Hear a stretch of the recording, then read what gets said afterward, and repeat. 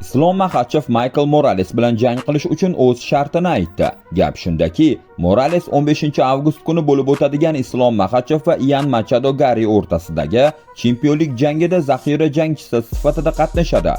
Ekvadorlikning fikricha, agar unga o'sha kuni oktagonga chiqishga to'g'ri kelmasa, keyingi chempionlik jangi aynan unga berilishi kerak.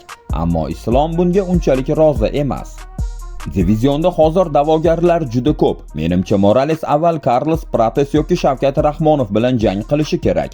Biz haqiqiy birinchi raqamli da'vogar kimligini aniqlab olishimiz zarur, dedi Makhachev MMA Junkiega bergan intervyusida.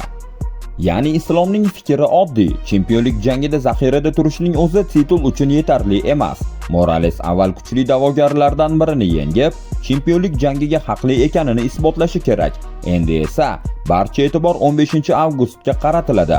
Filadelfiyada o'tadigan UFC 330 turnirining asosiy jangida Islom Makhachev chempionlik kamarini Ian Machado Garriga qarshi himoya qiladi. Xo'sh, agar Islom g'alaba qozonsa, keyingi raqib kim bo'lishi kerak? Morales, Shavkat yoki Prates?